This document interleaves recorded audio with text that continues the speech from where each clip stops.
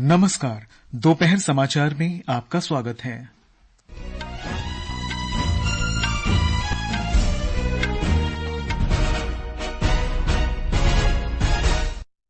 जम्मू कश्मीर में आज विधानसभा चुनाव के दूसरे चरण में 1 बजे तक 36.93% मतदान रिकॉर्ड किया गया। हरियाणा विधानसभा के लिए चुनाव प्रचार में आई तेजी।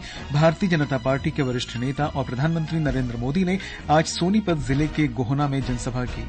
मेक इंडिया पहल के 10 वर्ष पूरे हुए प्रधानमंत्री ने इस योजना की सराहना करते हुए हर संभव माध्यम से इस पहल को प्रोत्साहन देने की सरकार की प्रतिबद्धता दोहराई। भारत एशिया पावर सूचकांक में जापान को पीछे छोड़कर एशिया का तीसरा सबसे शक्तिशाली देश बना और मौसम विभाग ने कोंकण, गोवा, मध्य महाराष्ट्र, गुजरात तथा मध्य प्रदेश में शनिवार तक तेज वर्षा का अनुमान व्यक्त किया।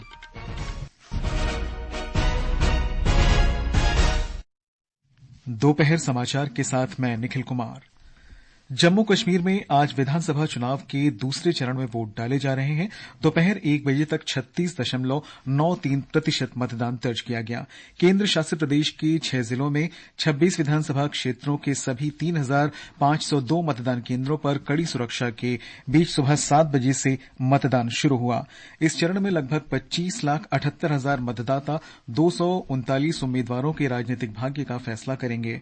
निर्वाचन आयोग ने स्वतंत्र, निष्पक्ष और सुचारू मतदान के व्यापक प्रबंध किए हैं। जम्मू कश्मीर में 3 चरणों में विधानसभा चुनाव हो रहे हैं। 18 सितंबर को पहले चरण में 61% से अधिक मतदान हुआ। तीसरे चरण में 1 अक्टूबर को 40 निर्वाचन क्षेत्रों के लिए वोट डाले जाएंगे। वोटों की गिनती 8 अक्टूबर को होगी। प्रधानमंत्री नरेंद्र मोदी ने मतदाताओं से वोट डालने और लोकतंत्र को मजबूत करने में महत्वपूर्ण भूमिका निभाने की अपील की है। प्रधानमंत्री ने एक सोशल मीडिया पोस्ट में पहली बार मतदान करने वाले युवा मतदाताओं को बधाई दी। इस बीच 15 देशों के वरिष्ठ राजनयिकों का उच्चस्तरीय शिष्टमंडल जम्मू कश्मीर में विधानसभा चुनाव के निरीक्षण के लिए आज कश्मीर का दौरा कर रहा है। विदेश मंत्रालय ने बताया कि शिष्टमंडल में अमरीका, मैक्सिको, गयाना, दक्षिण Korea, Somalia, Panama, Singapore, Nigeria, Spain, दक्षिण Africa, Norway, Tanzania, Rwanda, Algeria और फिलीपींस के राजनयिक शामिल हैं। हरियाणा में चुनाव प्रचार जोरों पर है। विभिन्न पार्टियों के स्टार प्रचारक आज प्रत्याशियों के समर्थन में जनसभाओं को संबोधित कर रहे हैं। प्रधानमंत्री और भारतीय जनता पार्टी के वरिष्ठ नेता नरेंद्र मोदी ने सोनीपत के गोहना में 22 विधानसभा क्षेत्रों के उम्मीदवारों के पक्ष में जन आशीर्वाद रैली को संबोधित किया। श्री मोदी ने कहा कि भाजपा सरकार के अंतर्गत हरियाणा ने उद्योग और कृषि जैसे क्षेत्रों में शीर्ष राज्यों में अपनी जगह बनाई है। साथियों, हरियाणा की भाजपा सरकार ने किसानों से 24 फसलें एमएसपी पर खरीदने का फैसला लिया, लेकिन जब यहां कांग्रेस की सरकार थी तो एमएसपी पर फसलें खरीदने से सबसे ज्यादा नफरत करती थी। यही कांग्रेस की सच्चाई है जो हरियाणा के किसान को पूरी तरह कांग्रेस को पहचान लेना जरूरी है। साथियों, भाजपा सरकार निरंतर किसान हक में बड़े फैसले ले रही है। प्रधानमंत्री ने कहा कि पिछले 10 वर्षों में विश्व में भारत के प्रति भरोसा बढ़ा है। पूरी दुनिया में यह विश्वास है कि भारत भ्रष्टाचार और भाई भतीजावाद से मुक्त है और तेजी से प्रगति कर रहा है। उन्होंने कहा कि दुनिया को लगता है कि आने वाले समय में यदि कोई देश सबसे तेजी से प्रगति करेगा तो वो भारत है। श्री मोदी ने कहा कि विश्व की बड़ी बड़ी कंपनियां भारत में निवेश करने को उत्सुक हैं। केंद्रीय मंत्री नितिन गडकरी ने भी कुरुक्षेत्र में एक रैली को संबोधित किया। उन्होंने भाजपा उम्मीदवारों के पक्ष में वोट देने के लिए लोगों से अपील की। एथेनॉल संयंत्रों की स्थापना की बात करते हुए उन्होंने कहा कि भाजपा सरकार किसानों को न केवल अन्न उत्पादक बल्कि जैव ईंधन का उत्पादक भी बनाना चाहती है। उधर इंडियन नेशनल लोकदल ने आज पूर्व उप प्रधानमंत्री चौधरी देवीलाल की जयंती पर जींद जिले के जुलाना में जन नायक सम्मान रैली का आयोजन किया।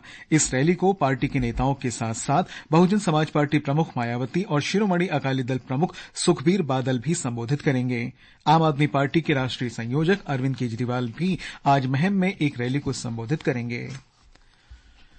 भारतीय जनता पार्टी के झारखंड सह चुनाव प्रभारी हेमंत बिस्व शर्मा ने कहा है कि भाजपा राज्य में आगामी विधानसभा चुनाव जनता दल यूनाइटेड जेडीयू और all Jharkhand students union AJSU के साथ लड़ेगी। उन्होंने कहा कि सीटों को लेकर कोई विवाद नहीं है। रांची में पत्रकारों से बात करते हुए श्री शर्मा ने कहा कि सहयोगी दलों के बीच सीट बंटवारे का फार्मूला अंतिम चरण में है और अक्टूबर के पहले सप्ताह में इसकी घोषणा कर दी जाएगी। हम लोग चुनाव के लिए तैयारी लगभग कंप्लीट कर चुका हूं। आजसू से भी हमारा बात लगभग हो चुका है। जनता दल यू भी हमारा साथ में रहेगा। मेरा मानना है कि हम लोग फास्ट वीक में ही पूरा कंप्लीट तैयार हो जाएगा और जनता ने भी मन बना लिया है कि इस बार हमें परिवर्तन करना है। ये समाचार हमारी वेबसाइट www.newsonair.gov.in और हमारे mobile app news on AIR पर भी उपलब्ध हैं। दोपहर समाचार में आपका फिर स्वागत है। केंद्र सरकार की प्रमुख पहल मेक इन इंडिया को आज 10 साल पूरे हो गए हैं। इस अवधि के दौरान सरकार ने कई प्रमुख योजनाएं लागू की हैं। इन कार्यों से भारत के विनिर्माण परिदृश्य में क्रांति आई है और हमारी आर्थिक व्यवस्था मजबूत हुई है। मेक इन इंडिया पहल ने भारत के मैन्युफैक्चरिंग सेक्टर को एक नई ताकत दी है। अंतरिक्ष से लेकर सेमीकंडक्टर तक और इलेक्ट्रॉनिक्स से लेकर इलेक्ट्रिक वाहनों तक मेक इन इंडिया की कामयाबी दिखाई दे रही है। इस पहल का ही नतीजा है कि भारत आज दुनिया का दूसरा सबसे बड़ा मोबाइल निर्माता देश बन गया है। इससे मोबाइल फोन के आयात में लगभग 85% की गिरावट आई है। उत्पादन से जुड़ी प्रोत्साहन योजनाओं ने अलग अलग सेक्टरों में 1,28,000 करोड़ रुपए से अधिक के निवेश को मुमकिन बनाया है। पिछले एक दशक में भारत ने हर घंटे एक स्टार्टअप शुरू किया है, जिससे लगभग 15 लाख नौकरियां पैदा हुई हैं। वहीं आधुनिक सुविधाओं से लैस भारत की पहली स्वदेशी semi high speed train Vande Bharat यात्रियों को बेहतरीन अनुभव दे रही है। वहीं यूपीआई की सफलता ने भारत को डिजिटल भुगतान के क्षेत्र में अग्रणी देश बना दिया है। पल्लवी परमार के साथ भूपेंद्र सिंह, आकाशवाणी समाचार, दिल्ली। प्रधानमंत्री नरेंद्र मोदी ने मेक इंडिया पहल के 10 वर्ष पूरे होने का स्वागत किया है। श्री मोदी ने एक सोशल मीडिया पोस्ट में कहा कि मेक इन इंडिया भारत को विनिर्माण और नवाचार शक्ति केंद्र बनाने के 140 करोड़ भारतीयों के सामूहिक संकल्प का उदाहरण है। उन्होंने पिछले एक दशक में इस आंदोलन को सफल बनाने के अथक प्रयास कर रहे सभी लोगों की सराहना की। प्रधानमंत्री ने हर संभव माध्यम से मेक इन इंडिया को प्रोत्साहन देने की सरकार की प्रतिबद्धता दोहराई। उन्होंने कहा कि सुधारों के लिए प्रयास जारी रहेंगे और साथ मिलकर हम आत्मनिर्भर और विकसित भारत का निर्माण करेंगे। अल्पसंख्यक मामलों के मंत्री किरेन रिजिजू ने आशा व्यक्त की है कि वक्फ संशोधन विधेयक की समीक्षा के लिए गठित संसद की संयुक्त समिति आगामी शीतकालीन सत्र के पहले सप्ताह में अपनी रिपोर्ट पेश कर सकती है। उन्होंने बताया कि समिति को अब तक 1 करोड़ से अधिक सुझाव प्राप्त हुए हैं। मोदी सरकार के तीसरे कार्यकाल में अल्पसंख्यक कार्य मंत्रालय की 100 दिन की उपलब्धियों पर मीडिया को जानकारी देते हुए श्री रिजिजू ने कहा कि अभी व्यापक विचार विमर्श चल रहा है और समिति विभिन्न सरकारी तथा सामाजिक संगठनों से विचार और सुझाव ले रही है। उन्होंने कहा कि वक्फ बिल में पहले भी संशोधन होते रहे, लेकिन इस बार व्यापक स्तर पर विचार विमर्श हो रहा है, जो लोकतंत्र के लिए अच्छा है। भारत एशिया पावर सूचकांक में जापान को पीछे छोड़कर एशिया का तीसरा सबसे शक्तिशाली देश बन गया है। वर्ष 2024 की रिपोर्ट के अनुसार कोविड के बाद भारत ने आर्थिक विकास की अपनी क्षमता में 4.2 अंक की वृद्धि हासिल की है। एक रिपोर्ट में यह भी कहा गया है कि भारत ने भविष्य के संसाधनों के क्षेत्र में अच्छा प्रदर्शन किया है। सूचकांक में भारत का कूटनीतिक प्रभाव भी बढ़ा है। वर्ष 2023 में भारत ने सूचकांक में शामिल देशों के साथ छठे सबसे अधिक संवाद में भाग लेकर अपनी राजनयिक गतिविधियों को बढ़ाया है। सूचकांक 27 देशों और क्षेत्रों को उनके बाहरी वातावरण को आकार देने की क्षमता के आधार पर स्थान प्रदान करता है। इसका दायरा पश्चिम में पाकिस्तान, उत्तर में रूस और प्रशांत महासागर में ऑस्ट्रेलिया, न्यूजीलैंड और अमेरिका तक है। समाचार कक्ष से शक्ति प्रताप सिंह। वैश्विक ब्रोकरेज कंपनी गोल्डमैन सैक्स ने कहा है कि भारत वर्ष 2030 तक सबसे तेजी से बढ़ती अर्थव्यवस्थाओं में से एक बनने की ओर अग्रसर है। अमेरिका के न्यूयॉर्क स्थित इस कंपनी के अनुसार पिछले कुछ वर्षों में भारत की आय वृद्धि स्थिर हुई है। मजबूत सकल घरेलू उत्पाद वृद्धि और सकारात्मक निवेश के कारण लाभ वृद्धि की गति 2030 तक स्थिर रह सकती है। कंपनी ने यह भी कहा कि निफ्टी की कुल आय वृद्धि और मार्केट कैप ने पिछले 5 वर्षों में 18% चक्रवृद्धि वार्षिक वृद्धि दर हासिल की है। इस बीच मूडीज एनालिटिक्स के अनुसार वित्तीय वर्ष 2025 में भारतीय अर्थव्यवस्था 7.1% की गति से बढ़ने का अनुमान है। वैश्विक rating agency Standards and Poor's ने भी वित्त वर्ष 2024-25 के लिए भारत की विकास दर 6.8% रहने का अनुमान व्यक्त किया है। उपराष्ट्रपति जगदीप धनखड़ ने आज उत्तर प्रदेश के ग्रेटर नोएडा में यूपी इंटरनेशनल ट्रेड शो के दूसरे सत्र का उद्घाटन किया। कार्यक्रम को संबोधित करते हुए उन्होंने कहा कि उत्तर प्रदेश में सूक्ष्म लघु और मध्यम उद्यम क्षेत्र के विकास में काफी बढ़ोतरी हुई है। सूक्ष्म लघु और मध्यम उद्यम मंत्री जीतनराम मांझी और उत्तर प्रदेश के मुख्यमंत्री योगी आदित्यनाथ भी इस अवसर पर उपस्थित थे। श्री मांझी ने देश में इस क्षेत्र के लिए किए जा रहे कार्यों का उल्लेख किया। हमारे संवाददाता ने बताया है कि वियतनाम इस आयोजन का साझेदार देश है। 5 दिन के इस कार्यक्रम में 70 देशों के 350 प्रदर्शक भाग ले रहे हैं। स्वास्थ्य और परिवार कल्याण राज्य मंत्री अनुप्रिया पटेल ने कहा है कि भारत वर्ष 2030 तक एचआईवी और एड्स को समाप्त करने के संयुक्त राष्ट्र के सतत विकास लक्ष्य को प्राप्त करने के लिए प्रतिबद्ध है। उन्होंने संयुक्त राष्ट्र महासभा के 79वें सत्र में पुनरुद्धार, बहुपक्षवाद, क्षय रोग को एक साथ समाप्त करने के लिए पुनः प्रतिबद्धता पर आयोजित एक कार्यक्रम को संबोधित करते हुए ये बात कही। उन्होंने एंटी रेट्रोवायरल दवाओं में सबसे बड़े आपूर्तिकर्ता के रूप में भारत की भूमिका पर भी प्रकाश डाला। भारत इस श्रेणी में 70% से अधिक वैश्विक दवाओं की आपूर्ति करता है। ये समाचार आकाशवाणी से प्रसारित किए जा रहे हैं। ताजा समाचार जानने के लिए आप हमारे social media handle x @AIR news Hindi को फॉलो कर सकते हैं। ये आकाशवाणी है।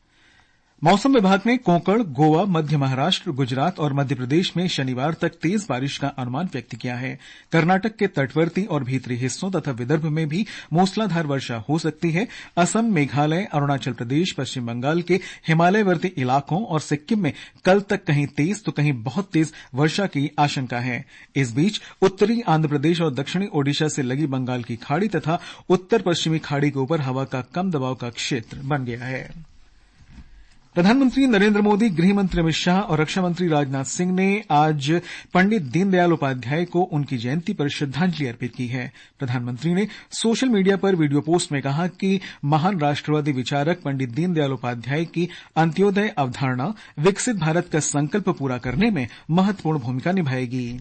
दीनदयाल जी के विचारों की सबसे बड़ी खूबी यही रही, उन्होंने अपने जीवन में विश्व की बड़ी बड़ी उथल पुथल को देखा था। वो विचारधाराओं के संघर्षों के साक्षी बने, इसलिए उन्होंने एकात्म मानव दर्शन और अंत्योदय का एक विचार देश के सामने रखा। वो कहते भी थे, हमारी आजादी तभी सार्थक हो सकती है जब वो हमारी संस्कृति और पहचान की अभिव्यक्ति करे। इसी विचार के आधार पर उन्होंने देश के विकास का विजन निर्मित किया। दीनदयाल उपाध्याय जी कहते थे कि देश की प्रगति का पैमाना अंतिम पायदान पर मौजूद व्यक्ति होता है। गृह मंत्री ने पंडित दीनदयाल उपाध्याय को महान देशभक्त, राजनीतिक और मानवता के प्रति समर्पित नेता बताया। श्री अमित शाह ने कहा कि अंत्योदय की उनकी अवधारणा ने सामाजिक एकता को सुदृढ़ किया है।